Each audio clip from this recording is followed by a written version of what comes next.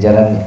Insyaallah mudah-mudahan dengan apa yang telah diberikan oleh Allah jabatannya di dunia ini penambah nilai ibadah di sisi Allah. Allah panjangkan umur dalam taat kepada Allah. Amin ya rabbal alamin. Wabil khusus kepada mempelai pria. Nikahnya belum ya? Siapa namanya? Abdul Syukur, yang insya Allah selalu menjadi hamba yang bersyukur. Insya Allah, mudah-mudahan besok nikahnya. Mudah-mudahan sakinah, mawaddah, warahmah dilancarkan di dalam pernikahannya, diberikan keturunan yang saleh-salehah.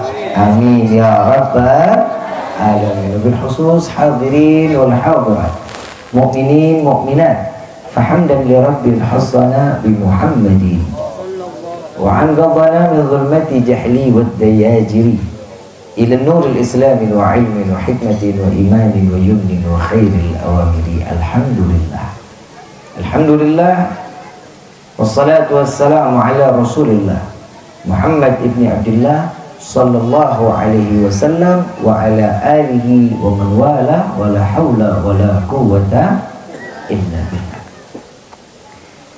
Pertama-tama limpahan puji serta syukur hadirat Allah subhanahu wa ta'ala yang maha agung, yang maha luhur, yang maha bijaksana, yang alhamdulillah Allah masih izinkan kita mencicipi dari sekian banyak miliar nikmat Allah berikan kepada kita, khususnya nikmat Islam, nikmat iman, nikmat sehat wal afiat, nikmat umur yang panjang ya insya Allah. Dan mudah-mudahan kenikmatan yang hari ini kita membuktikan tanda syukur kita kepada Allah, mudah-mudahan kenikmatannya ditambah oleh Allah sehingga kita dikeluarkan dari dunia mati dalam keadaan husnul khatimah. Amin ya rabbal alamin. Salawat beserta salam terlimpah curah kehadiran Nabi besar Muhammad sallallahu alaihi wasallam beserta keluarga, sahabat hingga umatnya sampai yaumil qiyamah. Amin ya rabbal alamin. Ayyuhal hadirun jamaah rahimakumullah. Al-Fajir Rifqi al-Adrus mengucapkan minal a'idin wal fa'idin kullu am wa antum bi khair.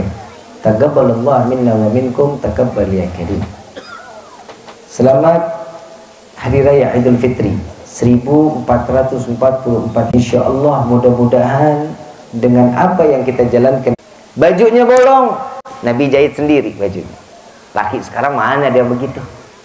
Baju bolong, tanah robek, istri tuh jahitin. Suami ada tupoksinya sendiri. Nimba air, Nabi pernah ngejalanin. Buat siapa? Buat keluarga. Nabi cari nafkah di luar, betul. Buat siapa? Keluarga. Nabi mendidik istrinya. Ini yang diajarkan oleh Rasulullah SAW. Ini sosok seorang imam di dalam rumah tangga yang disunnahkan. Apabila seorang suami menjalankan ini, maka dia termasuk golongan umat Nabi yang menjalankan setiap sunnah-sunnah Nabi. Tapi di akhir zaman banyak suami yang takut sama istri, nggak jadi imam, malah jadi makmum. Yang imam siapa? Istrinya. Istri ngedaham sedikit, iya. Marah dikit, kabulin. Nabi SAW nggak ngajarin yang begitu. Nabi bukan mengajarkan untuk istri takut sama suami. Istri hormat kepada suaminya. Kalau suami sekarang kan kagak, menang kekuatan bikin takut istri, main banting aja, main cekek aja, main tabok pukul aja.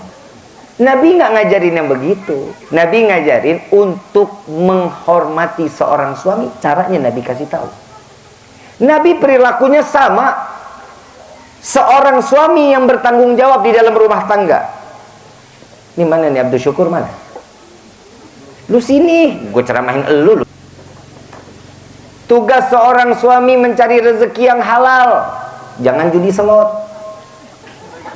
Hahaha. Nyambung ayam, Pina lebih seneng nyari yang haram. Apa jadi haram? Bisa orang sampingan main gaplek, isian 2000. Dapat rezeki 20.000, pulang bawa 200.000, 190. Haram dapatnya. Nauzubillahi. Cari yang halal, nafkahin suami istri yang halal, rumah tangga yang halal. Kenapa? Jika sesuatu yang halal masuk ke dalam mulut kita, semua kepribadian kita akan menjadi baik. Imannya tambah, ibadahnya nambah.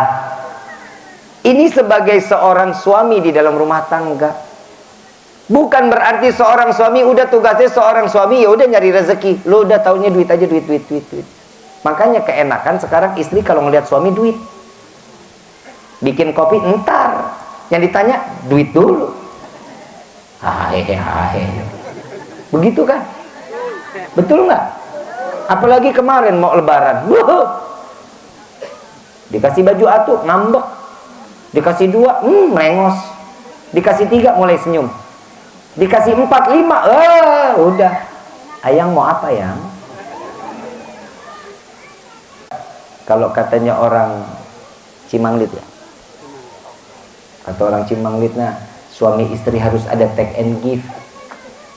Ngerti nggak lu? Yang namanya istri pak, ngurus suami, ngurus rumah tangga, sholat Jumat dan wajib hukum. Ngurus istri, ngurus suami, ngurus anak, ngurus rumah tangga, nyuci, ngepel, semuanya pahalanya sama sebagaimana kalian menjalankan sholat Jumat. Enak nggak lu? Enak aja masih ngedumel lu. Bapak tukeran sama istri 1 jam, istri tukeran sama suami tugasnya 1 jam, gak bakal sanggup. Kenapa? Karena Allah sudah, ini loh porsinya seorang laki-laki, ini porsinya seorang perempuan. Ini ada satu kelebihan yang Allah berikan kepada laki-laki. Kenapa? Tanggung jawab. Tapi di sini yang namanya perempuan tanggung jawabnya di dunia kepada keluarga, suami dan anak, ini di dunia. Untuk apa? Gapai pahala di akhirat. Tapi urusan akhirat, urusan suami. Istri mah cicing we. Tanggung jawab seorang suami, istri nggak sholat, lu yang digebugin PA. Istri nggak ngaji, lu yang ditanya. Makanya tuh lihat doanya tuh malaikat Jibril, ya Allah, jangan kau terima amal ibadah puasanya seorang istri yang durhaka kepada suami. Tuh dengerin tuh. Oi. Durhaka sama suami bukan pahala, bukan sorga jaminannya. Neraka. Bagaimana caranya biar nggak, kalau suami yang durhaka nggak ada, hadisnya nggak sampai situ. Betul kan Pak? Hadisnya kan cuma sampai istri yang durhaka. Nabi aminin nggak? Diaminin sama Nabi, jangan diterima amal ibadahnya. No. Tapi ingat, jika seorang istri yang dia nggak ibadah, jauh dari Allah, dari sunnah Nabi, itu tanggung jawab kita tuh Pak. Dia nggak sholat, wajib kita syarat untuk ibadah kepada Allah. Ini tugasnya seorang suami. Apalagi kalau ibadahnya sama-sama. Alhamdulillah, ini besok malam pertama nih. Eng. Mana Kuningan lagi hujan mulu lagi. Posisi pas. Ngapa lu? Wah. Jangan begitu, biasanya jomblo tuh. Besok malam pertama nih. Betul kan Kur? Besok malam pertama. Yang dilakuin pertama apa Kur? Itu dia tuh. Sholat sunnah dulu. Jangan langsung dititipin ke madrasah. Madrasah yang paling baik itu adalah orang tua. Ajarin bismillahirrahmanirrahim, ajarin al-fatihah, ajarin kulhu, yang mudah-mudah aja, yang sesanggupnya kita buat kita ngajarinnya. Selebihnya kasih ustadz. Tapi ingat, apa yang pertama itu yang diajarkan tentang Allah dan Rasul, maka ini, jika ini anak diajarin baca bismillahirrahmanirrahim sama orang tuanya, begitu entar dia dewasa, ternyata dia jadi seorang santri, saat dia baca bismillahirrahmanirrahim, pahalanya gede. Buat siapa? Buat orang tuanya. Dia yang baca, orang tua dapat pahalanya. Saat dimana dia baca Al-Fatihah, dia jadi imam, dia baca Al-Fatihah, pahalanya orang tua pun dapat. Ini yang diajarkan oleh Rasulullah Sallallahu Alaihi Wasallam. Didik mereka. Nabi Sallallahu Alaihi Wasallam mengatakan di dalam Sahih Imam Bukhari, beliau mengatakan, didiklah anak-anak kalian yang ada terdapat pada zamannya. Didik dengan cara itu. Bukan berarti dikit-dikit handphone, dikit-dikit handphone. Bukan begitu. Ini tugas, ini emak nih yang bikin rusak. Anak kalau dikasih makan nasi apa handphone? Nasi apa handphone? Handphone dulu baru nasi. Lauk jadi nasi, Pak. Kalau kita kan dulu enggak ya, Pak. Kecap, telur, ceplok tuh lauknya. Kalau sekarang, anak sekarang lagi makan lauknya handphone. Betul? Alasannya apa tuh biar begitu? Biar mau makan. Kasih vitamin, PA. Kan ada nubuyung upi. Ada kan? Cuman satu, biar anteng. Betul nggak? Biar nih anak nggak pecicilan, lari sana lari sini. Bener? Saya kasih amalan buat anak anteng, mau nggak? Cekek. Lah mana ada anak kecil anteng? Ibu kalau boleh tanya, ibu bapak tanya sama orang tua, saya dulu kecil gimana? Manjat pohon lupa turunnya.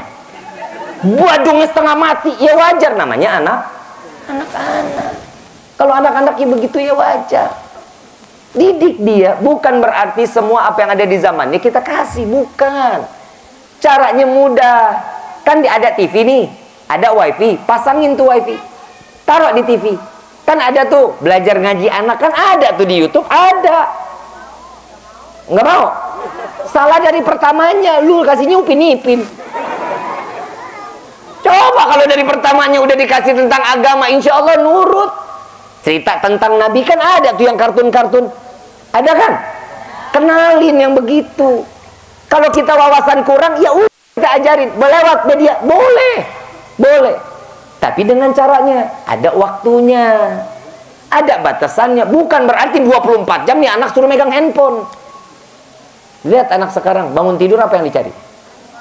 Handphone. Mau tidur? Handphone. Salaman sama orang tua, mata ke handphone, tangan ke orang tua. Lihat orang tua juga kagak. Makanya sekarang anak sekarang kalau cium tangan di mana tuh? Di jidat lah, di pipi lah, kan begitu. Saya khawatir 10 tahun yang akan datang nih pada salamannya nih anak pada ditangkok leher, kan bahaya. Didik yang benar, cium tangan tuh begini. Ya, ini namanya cium. Indra penciuman apa? Ngapa hidung? Hidung, ini indra penciuman. Itu dicium. Jangan dikecup. Itu umat-umat lain dah tuh yang begitu. Tapi kalau kita dihirup, kenapa? Ambil keberkahan dari menghirup tangan orang tua kita. Dihirup. Ini didikan dari orang tua kita sekarang udah hilang. Udah hilang. Nabi SAW ini ngajarin kita udah sangat sayangnya, bukan main sama kita. Sampai Allah sayangnya bukan hanya buat Nabi. Sayangnya sampai ke umat disayang sama Allah. Puasa dari mulai subuh sampai maghrib, kan lapar, kan aus. Emang lu doang? Nabi terdahulu kan juga. Nabi-nabi terdahulu juga. Ya ayyuhalladzina amanu kutiba alaikumusiyam kama kutiba alal ladzina min qablikum la'allakum tattaqun. Apa yang dijalankan kita kemarin sama. Senabi-nabi terdahulu sama. Tapi beda dengan zamannya Nabi Muhammad SAW. Nabi Muhammad dikasih waktu khusus 1 bulan. 1 bulan kita puasa, nikmat luar biasa. Semuanya diajarin di dalam Ramadan. Sampai baina asar wa maghrib itu waktu yang diijabah sama Allah. Doanya dikabulin sama Allah. Ini kagak, lu kagak mah. Asar keluarin motor, ngabuburit. Sunnah siapa itu? Alasan mana? Ngulur waktu bit. Biar ketemu maghribnya enak, ntar pulang udah maghrib. Ketemu bihun, beli. Ketemu lontong, bala-bala. Apa lagi tuh? Hah? Es campur. Kolak. Pacar Cina. Nggak ada pacar Arab, nggak ada. Rujak kangkung. Betul? Surga sama Allah, ya Allah saksikan. Ini ibadah. Tapi ganjar dong. Dasar kitanya PA. Lebih milih bihun daripada doa. Kan blow on namanya. Makanya orang banyak yang nanya di TikTok, di Instagram, Habib kok di bulan Ramadan Habib nggak nge-live, Habib nggak pernah posting-posting. Ngapain 11 bulan gue udah ngurusin beginian? Masa iya di bulan Ramadan gue disuruh beginian lagi? Udah cukup dah. Ini nikmatin ibadah, enak yang nikmatin. Kan begitu kan? Kumpul sama keluarga, duduk sama-sama, baca Quran, saling sharing. Kan enak begitu. Ini mah kagak orang mah. Udah jam 4 sore mulai tuh sibuk keluarin motor keliling. Sesuatunya diajarkan. Ada apa? Hidup kita ini tertib. Ada tertibnya. Hidup ini nih udah difasein sama Allah, nih udah diajarin. Ada sesuatu yang boleh, tapi kadang ada jadi sesuatu yang boleh ini bisa jadi nggak boleh. Yang tadinya halal bisa jadi haram. Contoh, tempe. Halal apa haram? Halal apa haram? Dimakan tengah hari pakai sayur asem di bulan Ramadan. Halal apa haram? Haram.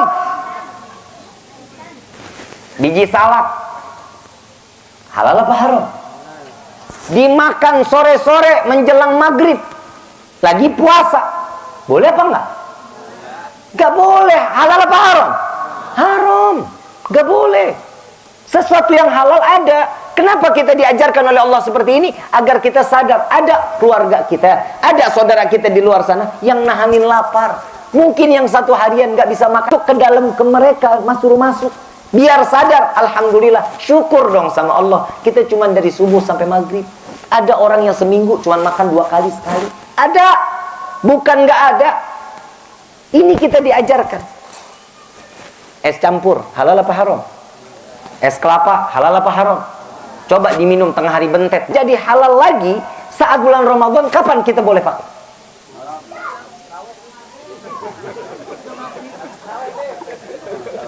Udah maghrib, Bu. Nyebut amat lu, Bu. Ada orang ngebatalin nomprok istri ada. Hah, itu dia tuh doyan apa hobi. Coba bisa kebayang. Yang halal bisa jadi haram tatkala datang bulan Ramadan. Kenapa? Nahanin diri. Inilah fungsinya akal untuk ngejaga hawa nafsu. Akal itu untuk ngerangkeng hawa nafsu. Iman itu untuk ngejaga akal sama hawa nafsu. Makanya yang dipanggil apa? Ya ayyuhalladzina Ini fungsinya Ramadan.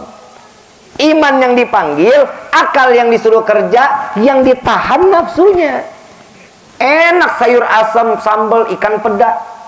Tengah hari bolong, ya Allah, apalagi kalau lagi makan, mertua aja nggak kelihatan. Orang mertua di Jakarta, lu nya di sini. Coba semuanya itu kan bisa terjadi, bisa nikmat. Kenapa Allah tahan itu? Agar kita sadar hawa nafsu itu yang akan membinasakan setiap umat Nabi Muhammad SAW. Jaga hawa nafsunya dong. Apa-apa nafsu, apa-apa mau ini. Beli baju lebaran sampai banyak, yang dipakai cuma 2 biji. Sisanya sampai lebaran yang akan datang dibagiin orang. Coba mubazir nggak tuh? Makanan satu meja buka puasa nggak dimakan semua, sampai basi. Mubazir nggak? Dosa nggak? Secukupnya. Berbukalah dengan yang manis. Lihat foto Habib Rifki. Lu ngapa sih lu, kalau hasut aja lu Pak lu. Buka yang memang kurma 3 biji, teh manis, selesai. Salat, habis itu mau makan. Tapi ingat, jangan sampai kekenyangan. Kenapa? Terawihnya hilang. Kan begitu, kadang kalau udah kenyang, ngantuk, capek, lemah, pengennya tidur aja.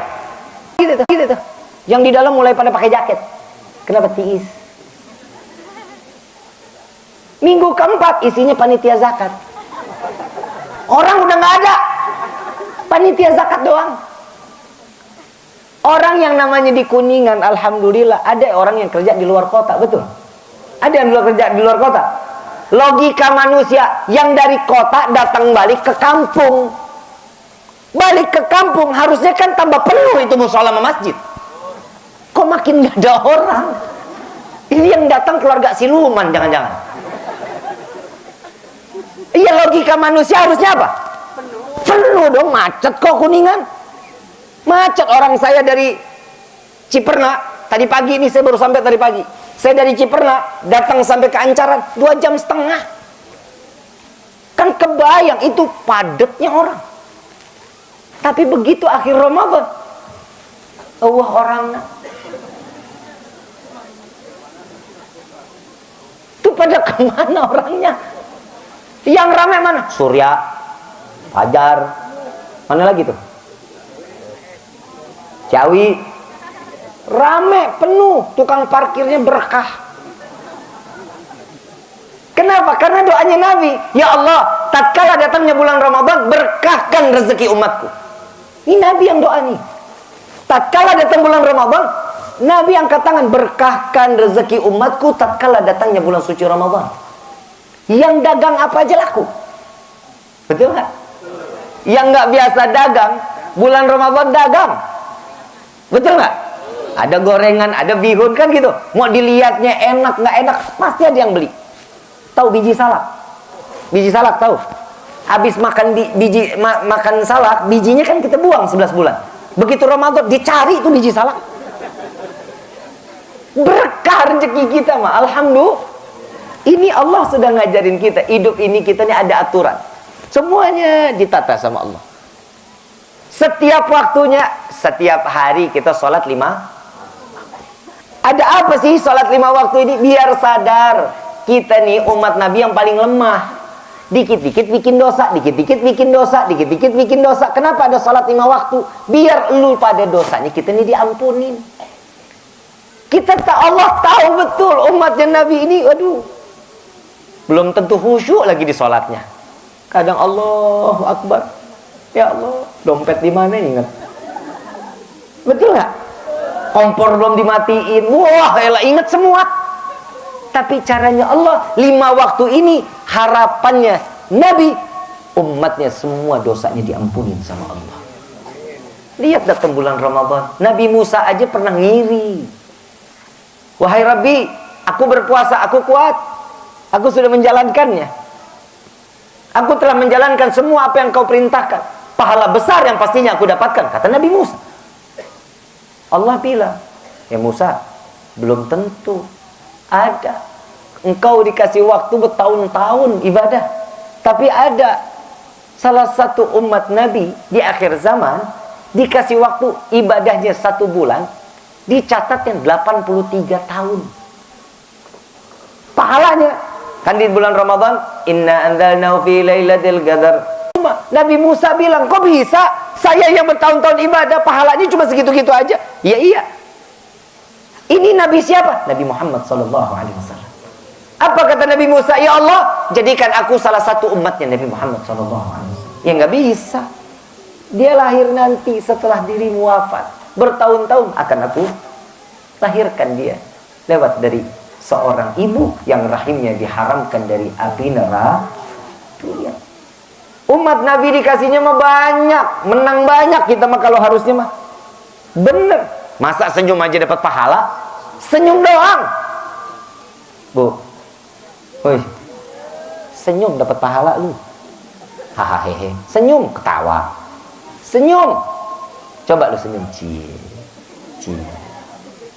Tuh lihat, ibu aja cantik banget noh. Ibu yang pakai kerudung hitam jangan sampai lepas tuh.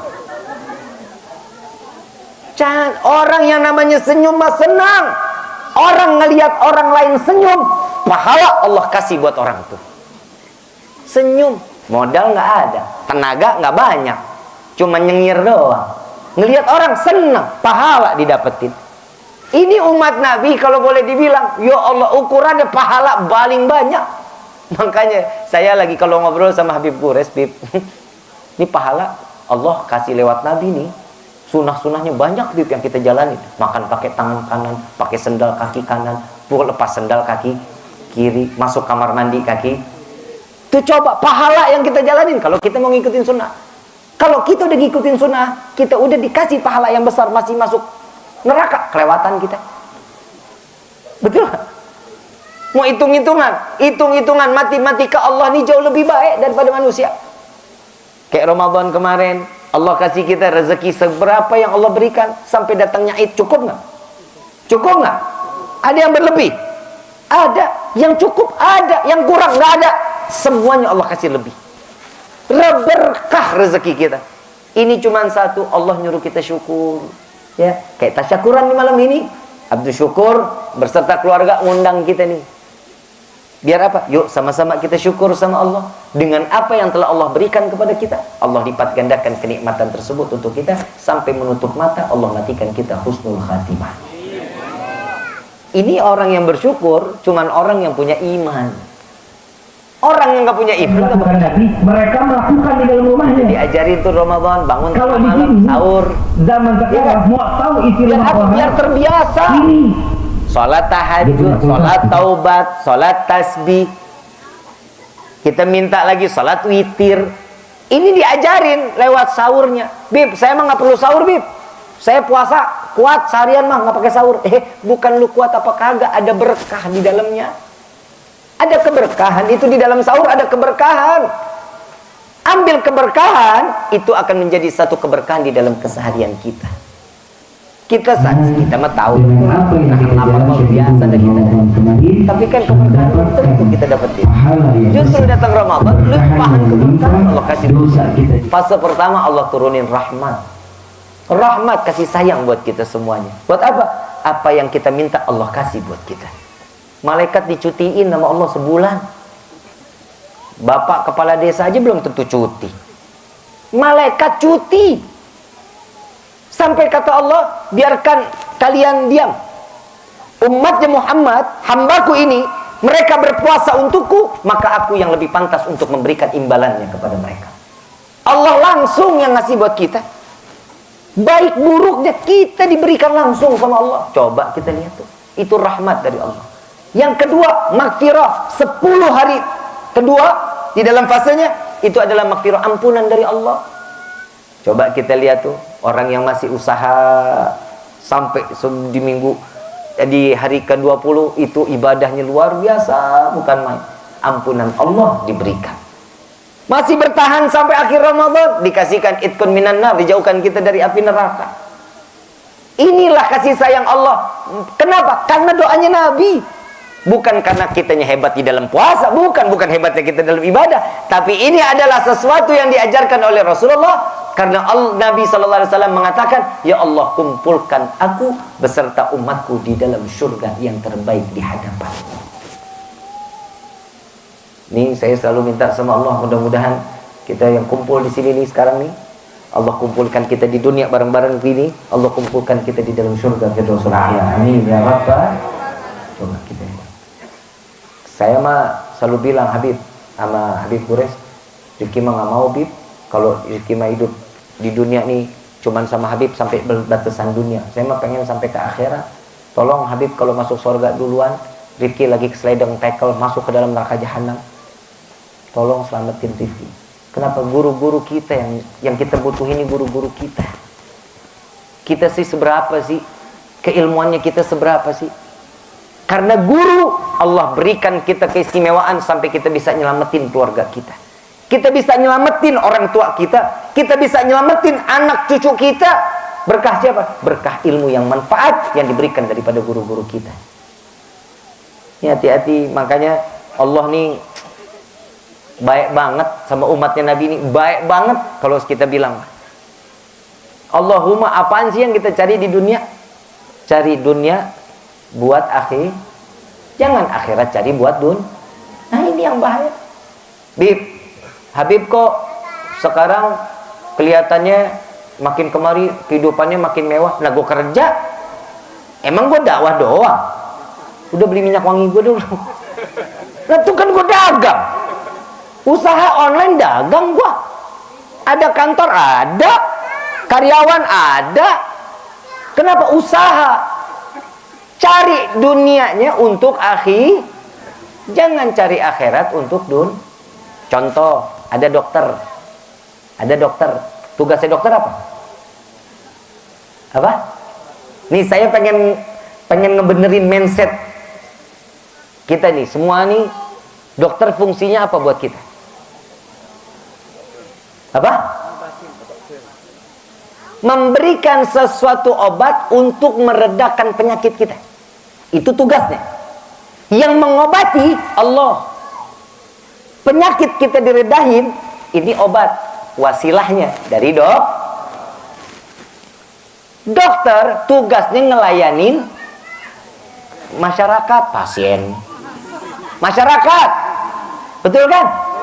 Masyarakat butuh dokter saat sakit gigi.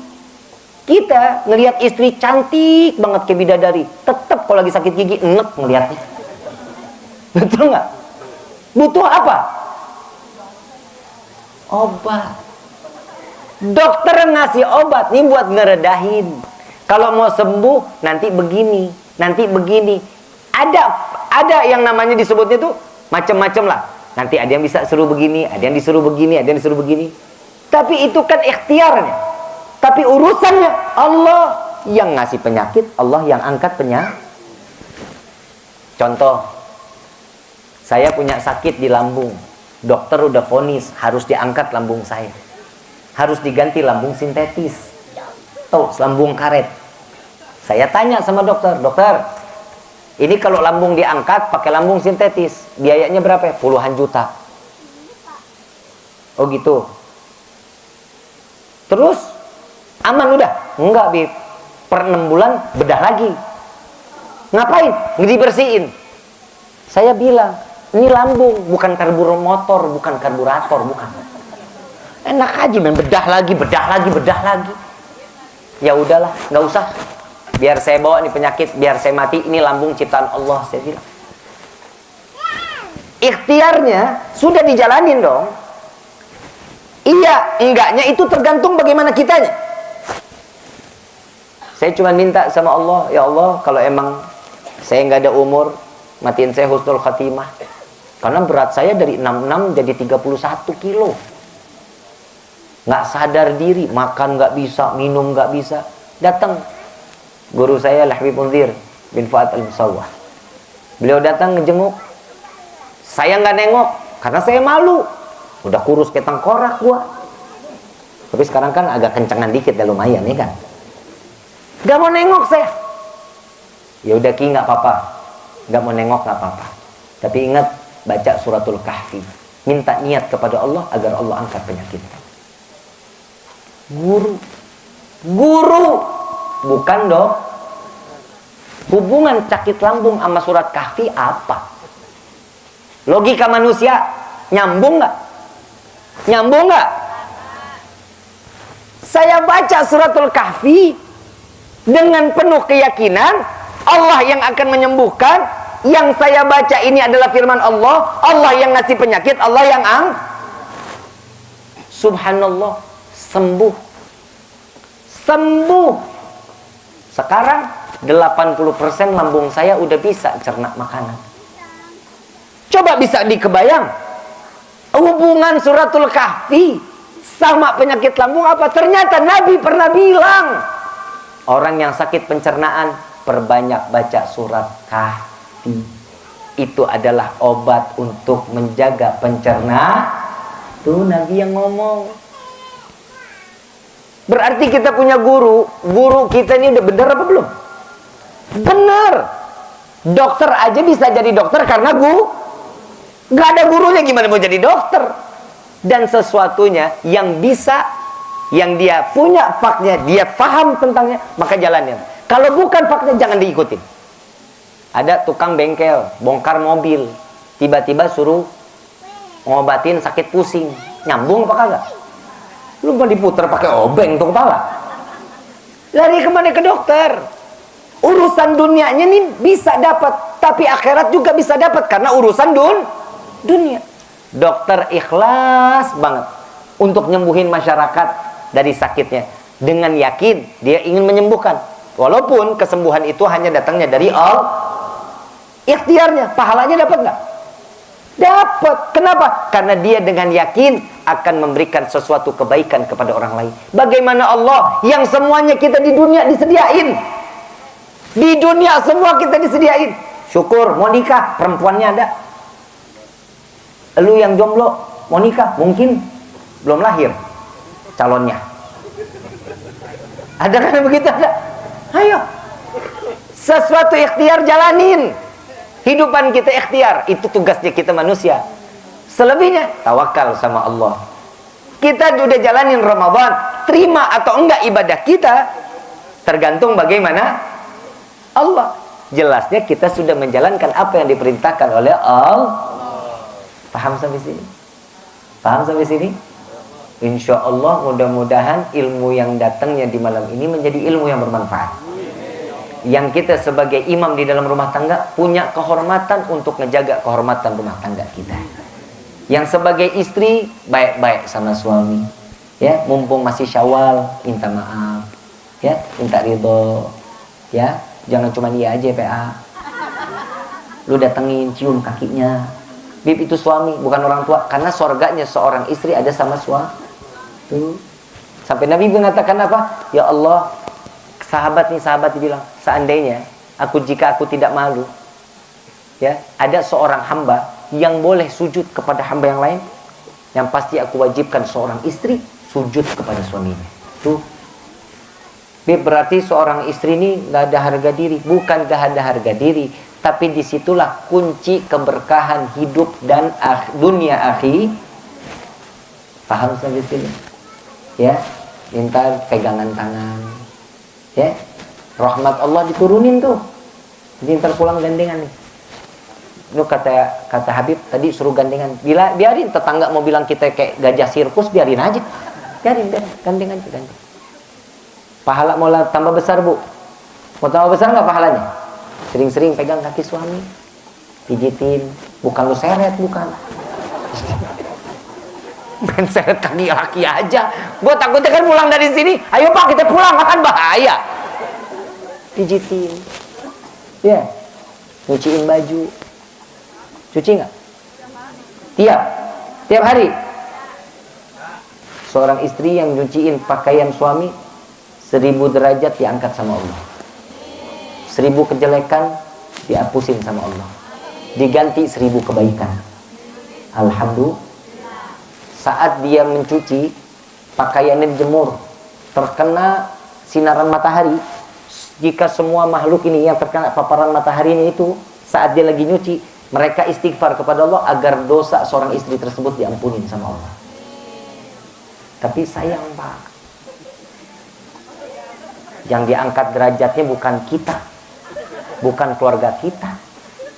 Changhong, Samsung, LG, mesin cuci.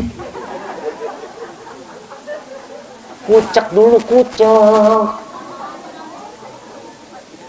Bukan berarti baju kotor langsung lempar aja ke dalam. Yang kita khawatirin bapak, habis gimana Bib? Tuh baju bapak dekil banget. Bapak ini masukin ke mesin. Kucek dulu. Paham ya? Insya Allah. Gampang sebenarnya. Kalau kita mau ngejalanin rumah tangga ikutin Nabi, insya Allah ributnya pasti ada. Pasti cemburu, perempuan cemburunya gila, gila. Cemburunya parah. Bini gue cemburuan tapi nggak parah, nggak kayak bini lu. Bini lu kan sampai UFO lewat, piring terbang, sodet berbunyi, belentang. Ya Bu ya, karena cemburu itu sifatnya perempuan. Laki-laki gimana Bib? Cemburu wajar, boleh. Kalau enggak ya dayus namanya. Ya, itu harus cemburu ada. Bukan berarti kita lepas tangan aja untuk masalah istri udah lupa, diemin aja, nggak boleh. Ya, paham ya? Harus dikasih tahu, dideketin baik-baik. Cara ajarkan dia untuk menghormati seorang suami. Insya Allah. Al-Fatihah bil qabul wa tawakkul sulu ila hadratur Rasul bisirril Fatihah.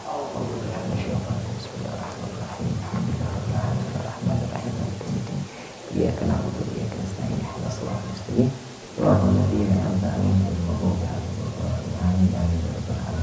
Yuk sama-sama kita minta kepada Allah, mudah-mudahan berkah di sore di malam ini semua doa kita dikabulin sama Allah. Ya Arhamar Rahimin, Ya Arhamar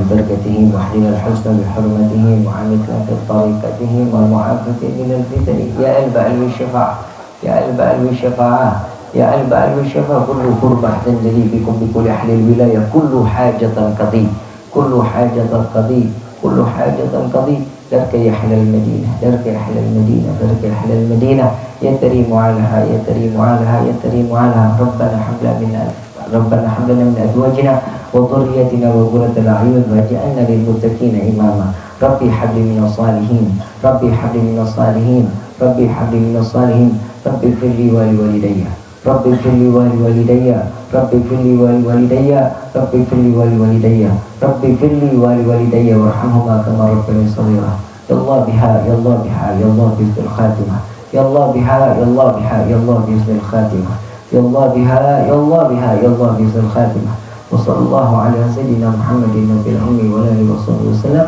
بفضل سبحان ربك رب العزة عما يصفون والسلام على المرسلين والحمد لله رب العالمين. Kurang lebihnya mohon dibukakan pintu maaf dan seluas-luasnya.